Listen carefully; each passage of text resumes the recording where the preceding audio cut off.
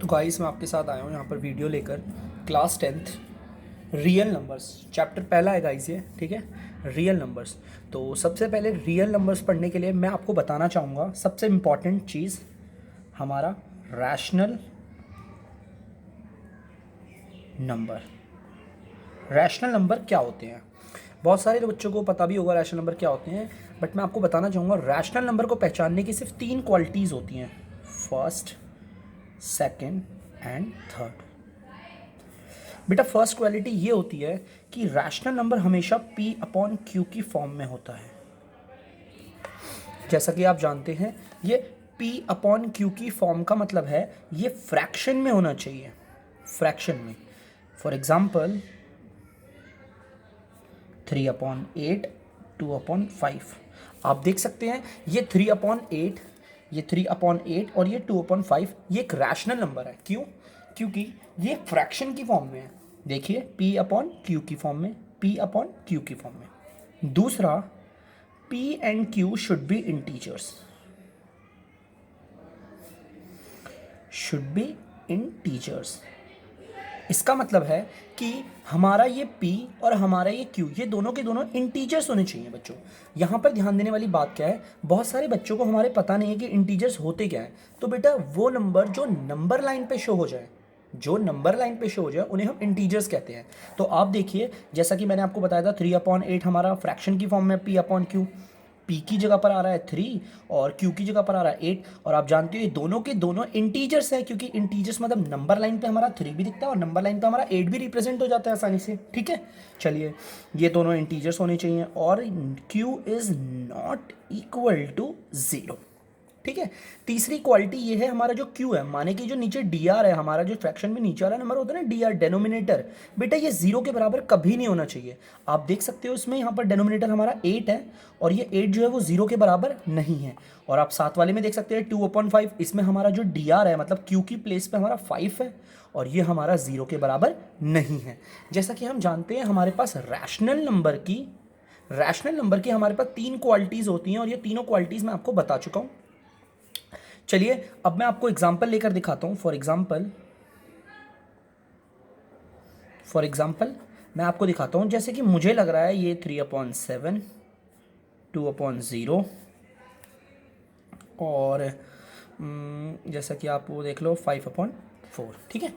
मुझे चेक करना है इन तीनों में से कौन सा रैशनल नंबर है और कौन सा रैशनल नंबर नहीं है। तो सबसे पहले मैं चेक करता हूँ ये 3/7, ठीक है। सबसे पहले हम फर्स्ट क्वालिटी चेक करेंगे। हमारी फर्स्ट क्वालिटी कहती है हमारा नंबर P अपॉन Q की फॉर्म में होना चाहिए, ठीक है। P अपॉन Q की फॉर्म में होना चाहिए। आप देख सकते हैं ये जो नंबर है मेरा ये P अपॉन Q की फॉर्म में है। चलो ठीक है, इसने पहली क्वालिटी को क्वालिफाई कर लिया। दूसरा है ये P और Q, मतलब ये ऊपर वाला P और ये नीचे वाला Q। ऊपर वाले नंबर को P कहते हैं और नीचे वाले नंबर को Q कहते हैं। ये दोनों के दोनों इंटीजर्स होने चाहिए। तो गाइज अब ध्यान से देखिए, जो ऊपर वाला नंबर है वो 3 है और जो नीचे वाला नंबर है वो 7 है। और हम जानते हैं इंटीजर्स वो नंबर होते हैं जो हमारे नंबर लाइन पे शो हो जाए। आप जानते हो नंबर लाइन पे 3 भी शो हो जाता है, नंबर लाइन पे 7 भी। तो ये दोनों के दोनों क्या है? इंटीजर्स। दूसरी क्वालिटी भी हमारी क्वालिफाई हो गई है, ठीक है। अब हम देखते हैं तीसरा कह रहा है हमारा जो Q है वो 0 के बराबर नहीं होना चाहिए। और आप जानते हो बेटा Q की प्लेस पे यहाँ पे क्या आ रहा है? 7 आ रहा है। और आप देख सकते हैं, देखो Q की प्लेस, Q नीचे वाले को कहते हैं ना, तो आप देखिए नीचे हमारा 7 आ रहा है और 7 0 के बराबर नहीं होता। इट मीन्स हमारा ये नंबर एक रैशनल नंबर है, बिकॉज ये हमारी तीनों क्वालिटीज को क्वालिफाई करता है, ठीक है। अब हम इसको देखते हैं। हमारा चलो ये है हमारा, मैंने टिक लगा दिया, ठीक है। अब हम इसको देखते हैं। जैसा कि हमने फर्स्ट क्वालिटी देखते हैं, ये फ्रैक्शन की फॉर्म में होना चाहिए, वेरी गुड। ये फ्रैक्शन की फॉर्म में है, वेरी गुड। अब हम इसे देखते हैं, ये P और Q इंटीजर्स होने चाहिए, बिल्कुल। ऊपर वाला नंबर और नीचे वाला नंबर ये दोनों के दोनों इंटीजर्स हैं, बिकॉज 2 भी हमारा नंबर लाइन पे दिख जाता है और 0 भी हमारा नंबर लाइन पे दिख जाता है। चलो 2 क्वालिटी क्वालिफाई कर ली। अब तीसरा देखते हैं। तीसरा यहाँ पर बोला हुआ है Q is not equal to 0। ये जो नीचे वाला नंबर होता है वो 0 नहीं होना चाहिए, बट गाइस देखिए यहाँ पर नीचे वाला नंबर क्या है? 0।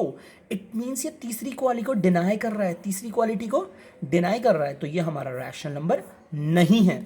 याद रखना बच्चों को, बहुत बच्चों को शायद कंफ्यूजन हो जाएगी कि भैया ये जो हमारा रैशनल नंबर है इसकी तीनों क्वालिटी को क्वालिफाई करना चाहिए। बिल्कुल, जैसा कि आप जानते हो इसने तीनों क्वालिटीज को क्वालिफाई करा है, उसी तरह इस वाले को भी तीनों क्वालिटीज क्वालिफाई करनी है।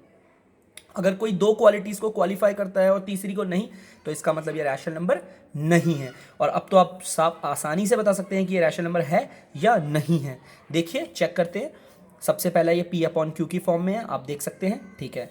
दूसरा, इसका ऊपर वाला और नीचे वाला, ऊपर वाला हमारा NR और नीचे वाला DR। ऊपर वाले को हम NR भी कहते हैं, मतलब न्यूमरेटर, ठीक है ना। P हमारा न्यूमरेटर पे होता है, Q हमारा डेनोमिनेटर पे होता है।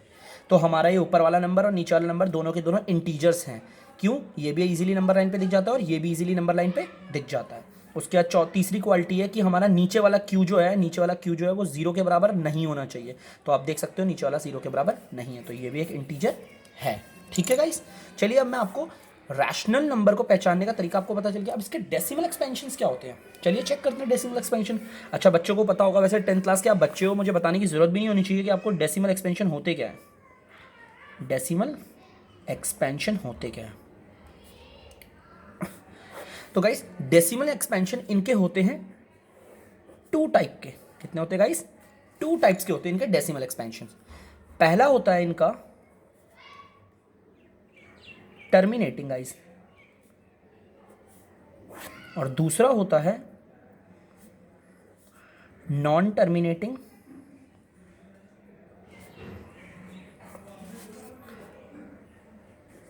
रिपीटिंग। ठीक है गाइस। अच्छा, टर्मिनेट का मतलब क्या होता है? टर्मिनेट का मतलब होता है जो चीज़ खत्म हो जाती है, ठीक है। और नॉन टर्मिनेटिंग का मतलब जो चीज़ खत्म नहीं होगी। और रिपीटिंग का तो आप सभी जानते हैं, मतलब कोई चीज़ बार बार रिपीट हो रही है, ठीक है गाइस। अच्छा, आप देखो, मुझे ना इसके लिए रैशनल नंबर चाहिए, और आप जानते हो मेरे पास ये 2 रैशनल नंबर हैं इजीली, है कि नहीं गाइस? ठीक है, तो चलिए मैं कोई भी एक रैशनल नंबर ले लेता हूँ। कोई भी एग्जाम्पल के लिए एक रैशनल नंबर लेते हैं। चलो, मैंने ले लिया आपका 1/2। सबसे पहले गाइस वही प्रॉब्लम ऑकर हो रही है, मुझे टेंशन हो रही है कि ये 1/2 मेरा वाकई में ये रैशनल नंबर है या नहीं है। तो मेरे पास ये अपन लोगों के पास है ना 3 क्वालिटीज़, तो हम देख लेते हैं इसे, ठीक है। सबसे पहली क्वालिटी, ये P अपॉन Q की फॉर्म में होना चाहिए। फ्रैक्शन की फॉर्म में है देखो दोस्त, यस, ये P अपॉन Q की फॉर्म में है। दूसरी क्वालिटी है P और Q, मतलब ऊपर वाला और नीचे वाला दोनों के दोनों इंटीजर्स होने चाहिए। आप जानते हो 1 भी एक इंटीजर है और 2 भी एक इंटीजर है, बिकॉज ये दोनों के दोनों नंबर लाइन पे आसानी से शो हो सकते हैं। अब हम तीसरे पे आते हैं। तीसरा वाला हमारा Q, माने कि जो हमारा ये नीचे का DR है, ये 0 के बराबर नहीं होना चाहिए। और आप जानते हो नीचे हमारे DRP जहाँ पे कौन आ रहा है, Q के प्लेस पे 2 आ रहा है, और 2 इज नॉट इक्वल टू 0, तो इट मीन्स ये कंप्लीट रैशनल नंबर है। ये तीनों क्वालिटीज को क्वालिफाई कर रहा है, ठीक है। चलिए, अब एक कभी भी कोई रैशनल नंबर हो आपके पास और आपको जानना हो कि उसका डेसिमल एक्सपेंशन क्या होता है, तो आप उसके लिए क्या करेंगे? इसे डिवाइड करेंगे दोस्तों, डिवाइड, ठीक है। चलो डिवाइड करते हैं। तो हमेशा याद रखना, जो DR होता है, याद रखना ध्यान से, ये जो DR होता है वो हमेशा बाहर आता है, और ये जो NR होता है वो हमेशा अंदर आता है। आप जानते हैं, यहाँ पर पॉइंट ले लिया मैंने, और पॉइंट के बाद यहाँ पर एक हमें 0 मिल गया, 2 5 जा 10 आ गया गाइज, और ये पूरा का पूरा कट गया, ठीक है। अच्छा, पॉइंट से पहले कोई नंबर नहीं होता तो हम उससे पहले 0 मान लेते हैं, ठीक है। तो जैसा कि आपको पता है, इसको हमने काटा तो हमारा क्वोटिएंट क्या आया? 0.5। तो बेटा, ये डेसिमल एक्सपेंशन किसी को नहीं, इस क्वोटिएंट को कहते हैं। किसको कहते हैं? इस क्वोटिएंट को डेसिमल एक्सपेंशन कहते हैं। अच्छा, अब इसे पहचानो कि ये टर्मिनेटिंग है या फिर नॉन टर्मिनेटिंग रिपीटिंग।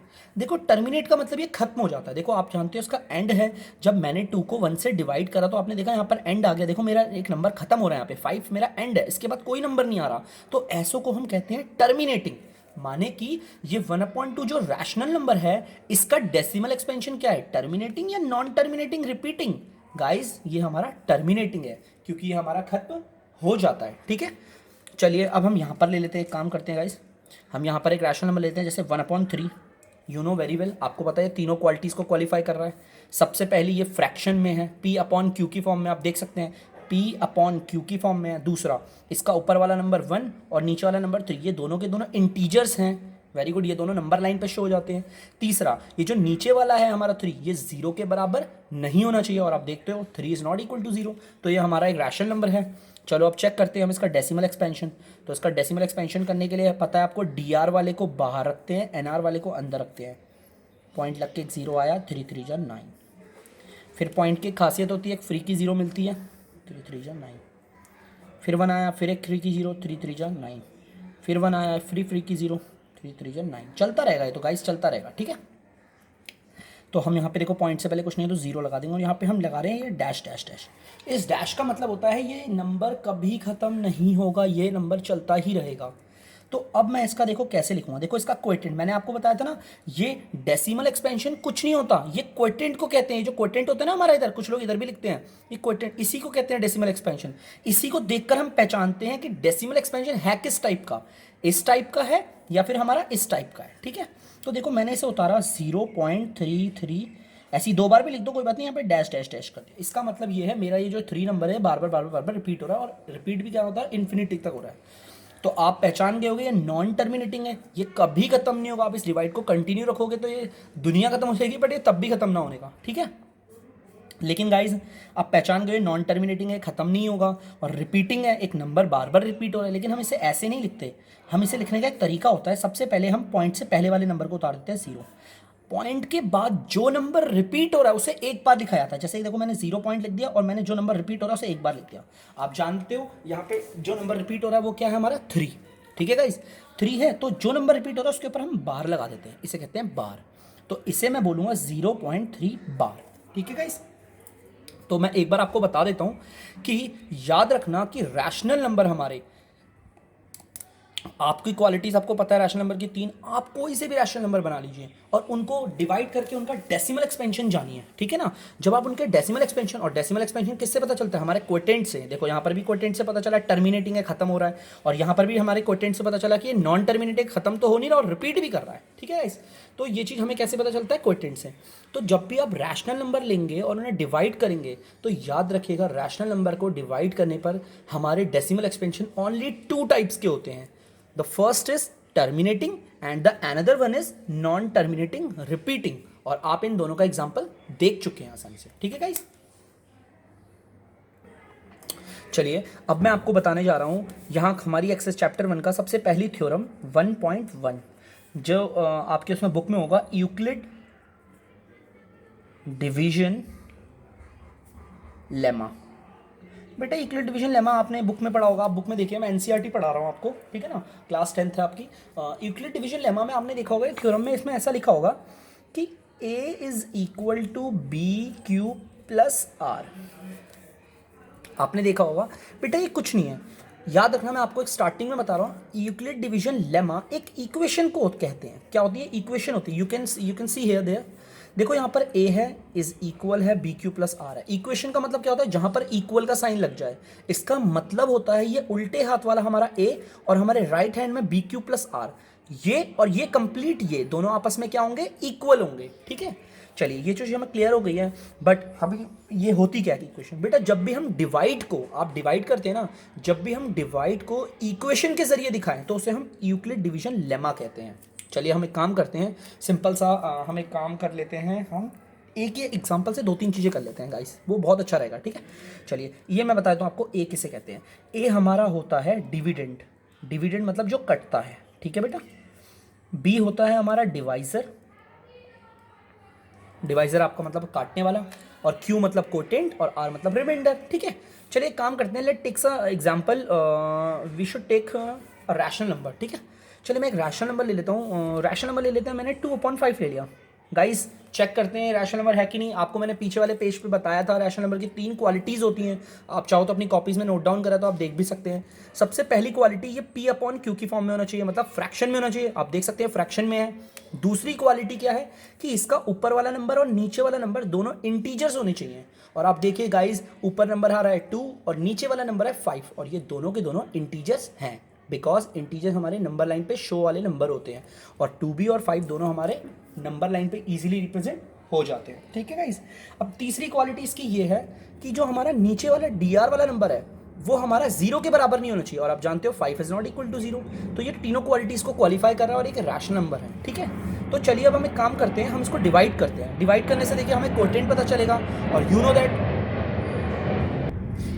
डिवाइड करने पर हमें क्या पता चलेगा, कोएटेंट। और किसी भी रैशनल नंबर को जब हम डिवाइड करते हैं और हमें कोएटेंट मिलता है तो कोएटेंट हमें ये बताता है कि उसका डेसिमल एक्सपेंशन किस टाइप का है। पीछे पेज में बताया था डेसिमल एक्सपेंशन सिर्फ 2 ही टाइप के होते हैं, या तो वो टर्मिनेट होगा या तो फिर वो नॉन टर्मिनेटिंग रिपीटिंग होगा। चलिए इसे डिवाइड करते हैं। ये जो dr वाला नंबर होता है वो बाहर आता है, और ये जो nr वाला नंबर होता है अंदर आता है। पॉइंट लगकर एक 0 लग गया, 5 4 20।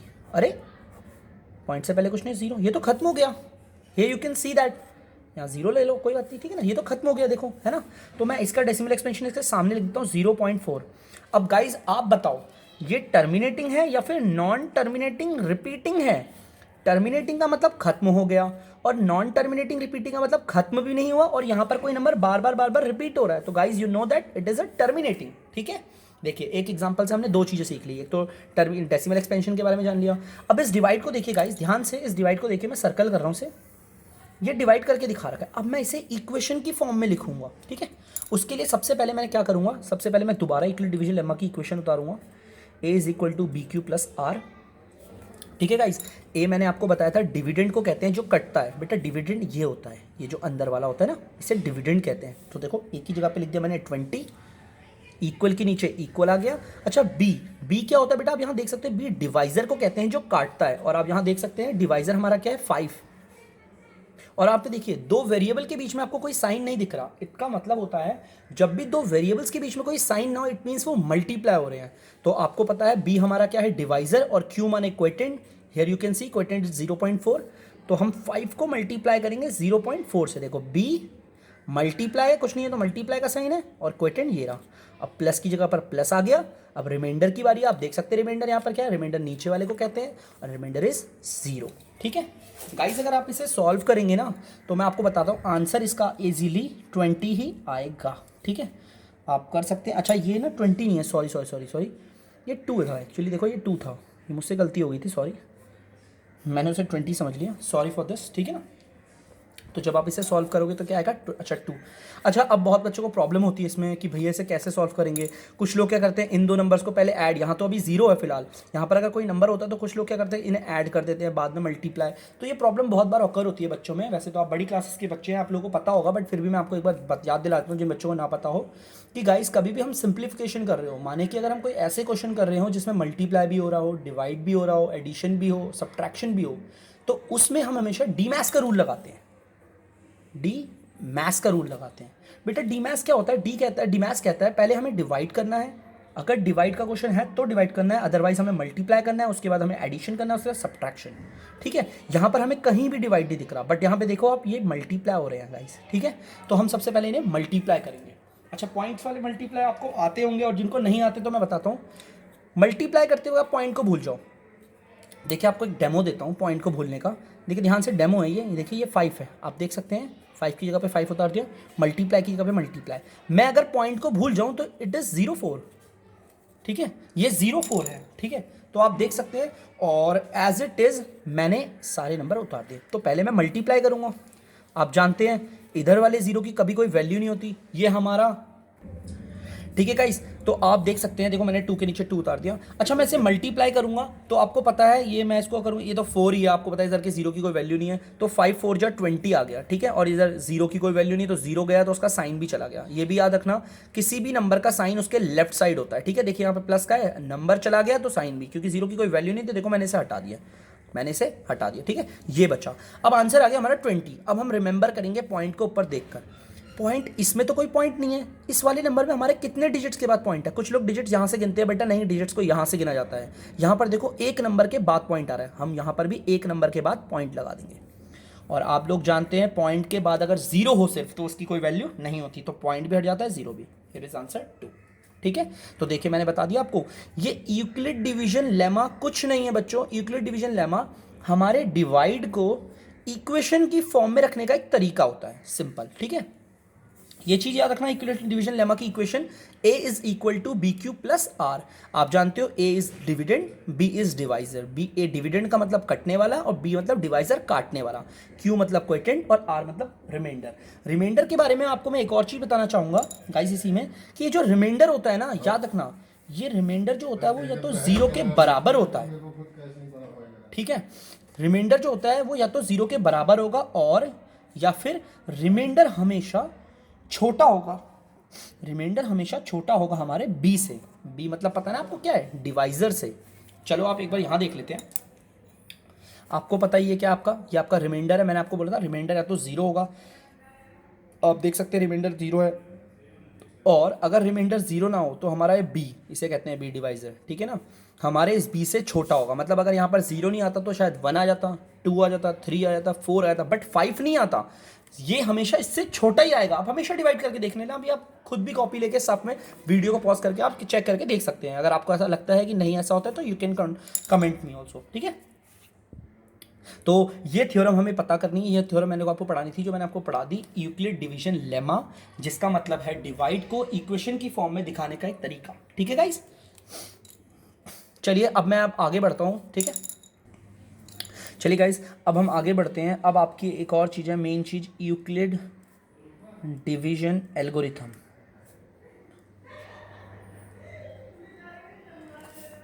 यूक्लिड डिवीजन एल्गोरिथम बेटा बहुत इंपॉर्टेंट है। यूक्लिड डिवीजन एल्गोरिथम कुछ नहीं, एचसीएफ को कहते हैं। एचसीएफ फाइंड करने को कहते हैं यूक्लिड डिवीजन एल्गोरिथम, ठीक है। एचसीएफ आप बचपन वाली क्लासेस में करते थे, आपको पता होगा। एचसीएफ की फुल फॉर्म होती है हाईएस्ट कॉमन फैक्टर। जैसे कि आपको दे देता था 9 एंड 16, मैंने आपको नंबर दे दिया, एक एग्जाम्पल बता रहा हूँ, 9 एंड 16 दे दिया और मैंने बोला फाइंड द एचसीएफ। तो आप क्या करते थे, आप पहले पहले वाली क्लासेस में क्या करते थे, मैं आपको बताता हूँ। देखिए आप 9 एंड 16 को ले लेते थे और डिवाइड करते थे। जो बड़ा नंबर होता था उसे अंदर रखते थे और जो छोटा नंबर होता था बाहर। 9 2 जा 9 1 जा 9, इसमें से जाएगा आएगा इधर 7। उसके बाद अगेन आप यहाँ से एक डिवाइड बनाते थे और इस वाले डिवाइज़र को उठा के यहाँ रख देते थे। 7 1 जा 7 और फिर 9 7 का 2 आया और अगेन आप इसे ऐसे लेकर जाते थे और इसे यहाँ उतार देते थे, ठीक है। इस वाले नंबर को अब यहाँ उतार दिया, फिर 2 3 जा 6, फिर यहाँ पर 1 आया। अगेन आप इसको ऐसे डिवाइज़र बनाते थे और इस वाले को इधर उतार देते, 1 2 जा 2, और जहाँ पर ये पूरा कट जाता था। तो देखिए हमने यहाँ पे कितने सारे डिवाइड करे। देखिए पहला डिवाइड ये रहा, आप देख सकते हैं, ठीक है। दूसरा डिवाइड ये रहा, ठीक है। तीसरा डिवाइड ये रहा, चौथा डिवाइड आपका ये रहा। आपने 4 डिवाइड करे, आप देख सकते हैं। कंफ्यूज मत होइएगा बच्चों, देखो तो आपने 4 डिवाइड कर रखे हैं, ठीक है। 4 डिवाइड में अब हर एक डिवाइडर, हर एक डिवीजन जहाँ पे डिवाइड हो रहा है वहाँ पर रिमाइंडर को देखेंगे, ठीक है। चलो सॉरी, हाँ रिमाइंडर को देखेंगे, ठीक है। पहला वाला डिवाइड इसमें रिमाइंडर हमारा 7 आ रहा है, दूसरे वाले में रिमाइंडर हमारा 2 आ रहा है, तीसरे वाले में रिमाइंडर हमारा 1 आ रहा है और लास्ट वाले में रिमाइंडर हमारा 0 आ रहा है। मतलब इसे 0 और क्रॉस भी लिख देता हूँ मैं कभी। तो जिस वाले डिवाइड में, जहाँ ये डिवाइड खत्म हो रहा होता है, उसका जो वो होता है, जिस जहाँ पे डिवाइड खत्म होता है, ये देखो यहीं पे खत्म हुआ है इस वाले डिवाइड में, इसमें जो हमारा ये डिवाइजर होता है ना, ये होता है हमारा एचसीएफ। तो मतलब 9 और 16 का एचसीएफ हमारा क्या है, 1 है आंसर, ठीक है बेटा।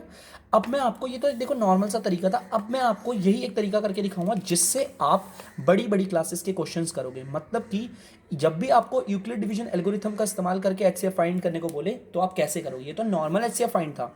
अगर आप आपको 10th क्लास में बोलेगा आपको नंबर्स के लिए ये क्वेश्चन आता है बेटा, भले ही आपके फाइनल्स में 1-2 नंबर का आए या फिर रिसेंटली में आया, अभी फर्स्ट टर्म में भी क्वेश्चन में आएगा, यूनिट टेस्ट में आएगा आप लोगों के सभी के। तो ये क्वेश्चन बहुत अच्छा इंपॉर्टेंट, ध्यान में रखना, बहुत ईजी सा है, कोई बड़ा हार्ड नहीं है, ठीक है गाइस। चलिए गाइस इसके क्वेश्चंस भी हैं, लेकिन मैं इसके क्वेश्चंस जो है वो आपको एक्सरसाइज में करवाऊंगा, ठीक है। एग्जाम्पल्स भी है, एग्जाम्पल्स वाला मैं अभी नहीं करवा रहा आप लोग। तो गाइस अब मैं स्टार्ट कर रहा हूँ। देखिए वो जो आपके यूक्लिड डिवीजन एल्गोरिथम को इस्तेमाल करके, तो गाइस वो वाले क्वेश्चंस मैं आपको अभी नहीं करवा रहा फिलहाल, ठीक है ना। वो मैं एक्सरसाइज जब आपकी स्टार्ट कराऊंगा तो मैं आपको करवा दूंगा। फिलहाल मैं आपको एक और इम्पॉर्टेंट एक थ्योरम टाइप की करवाना चाहता हूँ जो आपकी बुक में नहीं है, ठीक है गाइस। बुक में वो है नहीं आपके, बट आप लोग इसे कर लेंगे तो आप लोग को बहुत बेटर रहेगा। देखो क्या क्वेश्चन क्या है, मैं आपको बता देता हूँ।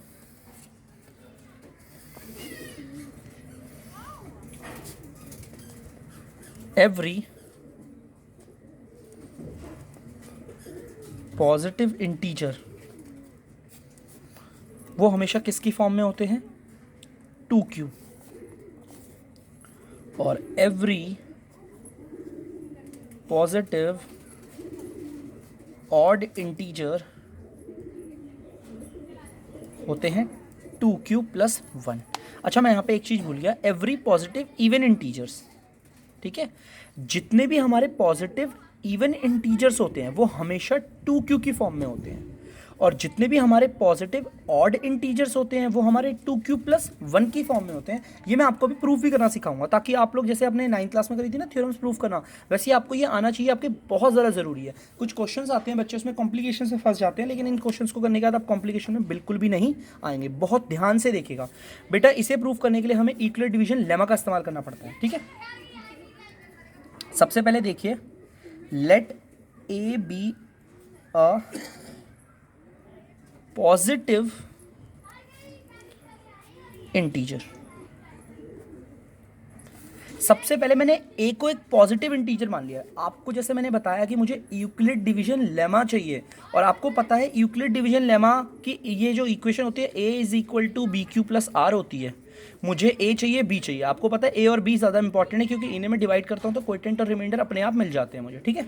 अच्छा, अब मैं बी क्या लूँ, तो ध्यान दीजिए बी मैं क्या ले रहा हूँ, यहाँ पर 2 आ रहा है, तो मैं बी की जगह पे क्या ले लूँगा, यहाँ पे मैंने बी की जगह पे 2 ले लिया, ठीक है गाइस। अब आप एक काम करिए, आपको पता है ए तो ए ही है और बी हमारा 2 है। अब हम इसे डिवाइड करके ये अपना क्वोटिएंट और रिमाइंडर भी निकाल सकते हैं। देखिए, जैसे कि आप देखिए, मैंने यहाँ पर बी हमेशा यहाँ आता है और ए हमेशा अंदर आता है। इसे हम डिवाइड करेंगे तो कुछ ना कुछ क्वोटिएंट आएगा और कुछ ना कुछ यहाँ पर रिमाइंडर आएगा, ठीक है गाइस। तो बाय यूक्लिड डिवीजन लेमा हमारी इक्वेशन बनती है a is equal to B Q plus R. आप जानते हो a तो a ही है, किसी भी डिवाइड को इक्वेशन में रखने के तरीके को हम कहते हैं यूक्लिड डिवीजन लेमा, ठीक है गाइस। ठीक है guys, a is equal to B Q plus R, किसी भी डिवाइड को इक्वेशन के जरिए दिखाते हैं हम उसे यूक्लिड डिवीजन लेमा कहते हैं। आप जानते हैं a की जगह पर तो a ही आ गया, ये b की प्लेस पे 2 है तो यहाँ पर 2 आ गया। आप जानते हैं b और q आपस में मल्टीप्लाई हो रहे हैं, तो 2 मल्टीप्लाई बाय क्वोटिएंट की जगह पर क्वोटिएंट आ गया, रिमाइंडर की जगह पर रिमाइंडर आ गया, ठीक है गाइस। चलिए अब देखिए a इज इक्वल टू, जब भी कोई नंबर किसी वेरिएबल से मल्टीप्लाई होता है तो बेटा नंबर पहले आता है और वेरिएबल बाद में, प्लस आर होता है। अच्छा गाइस, जब हम इस थ्योरम को कर रहे थे, जब मैं आपको यूक्लिड डिवीजन लेमा की थ्योरम करवा रहा था, तो मैंने आपको बताया था कि ये जो रिमाइंडर होता है या तो ये 0 के बराबर होगा या फिर ये हमारे इस b से छोटा होगा। अच्छा, 0 हो सकता है, 1 हो सकता है, बट 2 भी नहीं हो सकता, बिकॉज 2 अगर होगा तो ये दोनों आपस में क्या हो जाएंगे, इक्वल, ठीक है गाइस। तो रिमाइंडर की हमारी सिर्फ 2 ही पॉसिबिलिटीज हैं, तो 0 या तो 1। ध्यान देना, ये जो रिमाइंडर होता है या तो ये हमारा 0 होगा या हमेशा हमारा इस b से छोटा होता है, ठीक है गाइस। तो देखिए, रिमाइंडर हमारा 0 होगा या तो मे बी, और 2 से छोटा होगा तो 1 ही हो सकता है, 2 तो होगा नहीं तो बराबर हो जाएगा। तो अब हम इसे, हमारे यहाँ पर रिमाइंडर की 2 पॉसिबिलिटीज़ हैं, हम इसे 2 जगह डिवाइड कर देंगे। a is equal to 2q plus R यहाँ भी लिख दिया, a is equal to 2q plus R यहाँ भी लिख दिया। a की जगह पर a, 2q की जगह 2q, यहाँ पर रिमाइंडर मैंने इसे 0 मान लिया और यहाँ पर रिमाइंडर मैंने इसे 1 मान लिया गाइस, ठीक है। तो आप जानते हैं 0 की कोई वैल्यू नहीं होती, तो अगर ये 0 नंबर चला जाएगा तो इसका साइन भी चले जाएगा, तो ये तो आ गया 2q, ठीक है गाइस, और ये आ गया 2q प्लस 1। अब आप इस q की जगह पर, आप इस q की, ये q एक क्वोटिएंट है ना, इसकी जगह पर कोई भी नंबर पुट करके देख सकते हैं, कोई भी। जैसे कि मैं ले रहा हूँ let q is equal to 2 नहीं 2 नहीं 3 ले लेते, एक काम करते हैं। मैंने q को क्या मान लिया, 3, तो चलो अब q की जगह पर 3 पुट करते हैं। देखो 2 और q आपस में क्या हो रहे हैं, मल्टीप्लाई, तो q की वैल्यू क्या हो गया, मैं q की जगह पर 3 लिख रहा हूँ, क्योंकि मैंने q को क्या मान लिया गाइस, 3। देखिए 6 आ गया, और आप जानते हैं 6 एक इवन नंबर है, तो देखो ये इवन नंबर है तो इसका मतलब 2q क्या इवन की फॉर्म में है, तो मैंने यहाँ पर क्या बोला था, पॉजिटिव इवन इंटीजर 2q की फॉर्म में होते हैं, ठीक है। चलिए अब यहाँ पर करते हैं, देखो q है, q की जगह पर हमने क्या ले रखा है, 3, तो यहाँ पर भी 3 लिखेंगे प्लस 1।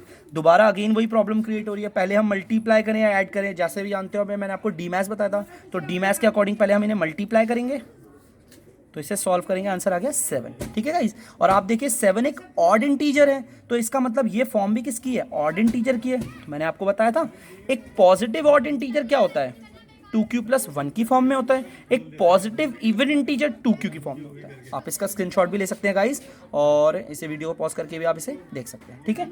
अब आगे मैं आपको और भी चीज़ें सिखाऊंगा, लेकिन ये जानना आपको हमेशा ज़रूरी है और याद भी रखना है कि पॉजिटिव इवन इंटीजर 2q की फॉर्म में होता है और positive odd integer 2q plus 1 की फॉर्म में होता है। और आपको याद रखना है, अगेन अगेन कह रहा हूँ गाइस, आपको याद रखना है 2q is the form of positive even integer and 2q plus 1 is the form of positive odd integer. चलिए गाइस, अब हम स्टार्ट करने जा रहे हैं अपनी एक्सरसाइज हमारी 1.1, ठीक है गाइस। एक्सरसाइज 1.1 स्टार्ट कर रहे हैं, उसका मैं क्वेश्चन नंबर पहला करवा रहा हूँ आपको, ठीक है। देखिए पहला आप लोग भी अपनी कॉपी बुक में, अपनी बुक से पढ़ लीजिए एनसीईआरटी से, और मैं भी पढ़ लेता हूँ। देखिए पहला क्वेश्चन कह रहा है यूज यूक्लिड डिवीजन एल्गोरिथम। देखिए हमें यूक्लिड डिवीजन एल्गोरिथम का इस्तेमाल करके एचसीएफ फाइंड करना है। देखिए मैंने इसका क्वेश्चन आपको छुड़वा दिया था, मैंने आपको बोला था कि मैं आपको एक्सरसाइज से ही करवाऊंगा, तो गाइज मैं आपको ये करवा देता हूँ। ठीक है, तो मैं इसका स्टार्ट करवाता हूँ, फर्स्ट से स्टार्ट करवा देता हूँ। ठीक है, जैसा कि फर्स्ट क्वेश्चन कह रहा है आपका, आपको HCF फाइंड करना है 135 एंड 225। यस, 225। ठीक है गाइस, चलिए सबसे पहले एक काम करता हूँ मैं, यहाँ पे हल्का सा छोटा सा ऐसे कॉलम टाइप का बना लिया मैंने। ठीक है, यहाँ पर मैं इसे डिवाइड करूँगा जैसे हम बचपन में करते थे ना, सेम HCF करने के लिए। जैसा कि आपको पता है, जो बड़ा वाला नंबर, जो छोटा वाला नंबर होता है उसे हम बाहर रखते हैं, और जो बड़ा वाला नंबर होता है उसे हम अंदर रखते हैं। ठीक है, तो गाइज अब आप हम इसे कर लेते हैं। आप जानते हैं 135 2 जा 270 होता है, ज़्यादा हो जाएगा तो 135 1 जा 135 ले लिया गाइज। ठीक है, यहाँ 0 आ गया और यहाँ पे 9 आ गया। ठीक है गाइज, अब अगेन मैं ऐसे ऐसे करूँगा, आपको पता है। ठीक है, ओके, तो ये वाला नंबर हम यहाँ पे प्लेस पुट कर देते हैं। तो 92 या 180 ज़्यादा हो जाएगा तो 90 1 जा 90 ले लेंगे गाइज। यहाँ पर ये 5 आ गया और अगेन यहाँ पे 4 आ गया। अब आपको पता है यहाँ पर इसे डिवाइजर बना देंगे। अब इस वाले को यहाँ उतारते हैं, 45 2 जा 90। आपको मैंने बोला था, ध्यान से देखिए गाइज, यहाँ पर कितने डिवाइड हुए हैं। देखो, एक तो ये वाला डिवाइड हुआ है, ठीक है गाइज, एक ये वाला डिवाइड हुआ है और एक हमारा ये वाला डिवाइड हुआ है। तो हमें कौन सा वाला डिवाइड देखना है? हमें आखिरी वाला डिवाइड देखना है जिसमें हमारा रिमाइंडर 0 आया है। तो जिस डिवाइड में रिमाइंडर 0 आता है उसका जो हमारा ये बी प्लेस में होता है, ये डिवाइजर प्लेस में होता है, उसे हम कहते हैं HCF। तो मतलब इसका आंसर तो मुझे पता है कैसे है, लेकिन हमें एल्गोरिथम का इस्तेमाल करना है, बचपन वाले तरीके नहीं करने। तो एल्गोरिथम का इस्तेमाल करने के लिए हमें यूज या फिर बाय कर लो, यूक्लिड डिवीजन लेमा का इस्तेमाल करते हैं। इस इक्वेशन को उतारते हैं, A = BQ + R। ठीक है गाइस, तो देखिए इसमें क्या करते हैं, इसमें क्या होता है, इसमें जैसे हमारे 3 डिवाइड हुए ना, तो हमारी 3 इक्वेशंस बनेगी। इक्वेशन के जरिए करते हैं इस क्वेश्चन को, बहुत आसान है, आप ध्यान से देखिएगा, आप आसानी से कर लेंगे। ठीक है गाइस, बड़ी ध्यान से देखिएगा। जैसे कि हम, आपको पता है, हम पहला डिवाइड पकड़ रहे हैं। इसमें A क्या है? A अंदर वाले को कहते हैं बेटा, तो ये आ गया। और आप चाहो तो ऐसे भी कर सकते हैं, 135 और 225। इसमें बड़ा कौन सा है? जो बड़ा होता है बेटा उसे A कहते हैं और जो छोटा होता है उसे हम B कहते हैं। ठीक है, तो A की जगह पर हमने क्या उतार देंगे? 225। इक्वल की जगह पर हम क्या उतार देंगे बेटा? इक्वल। B की जगह पर उतार देंगे हम 135। मल्टीप्लाई बाय क्वोटिएंट है। देखिए क्वोटिएंट गाइस, क्वोटिएंट क्या है? पहले वाले डिवाइड का हम चेक कर रहे हैं, तो क्वोटिएंट हमारा 1 प्लस फिर रिमाइंडर है। तो रिमाइंडर देखो गाइस, हमारा इसमें क्या रिमाइंडर है? हमारा 90। ठीक है गाइस, ये हमारी है पहली इक्वेशन। ठीक है गाइस, हम इस इक्वेशन को तब तक कंटिन्यू करेंगे जब तक इस रिमाइंडर की, देखो ये रिमाइंडर वाली जगह है ना, जब तक इस रिमाइंडर वाली जगह पर 0 नहीं आया था। चलिए अगेन अब हम क्या करेंगे, इन दो को ले लेंगे। ठीक है गाइस, तो हम यहाँ लिखेंगे 135 और यहाँ पे लिख देंगे 90। आपको पता है इसमें बड़ा कौन है? ये। अब ये बड़ा है तो इसे हम A मान लेंगे और इसे हम B। ठीक है, बड़े वाले को A कहते हैं, तो आपको पता है। फिर दोबारा हम यूक्लिड डिवीजन लेमा की इक्वेशन उतारेंगे, A = BQ + R। ठीक है।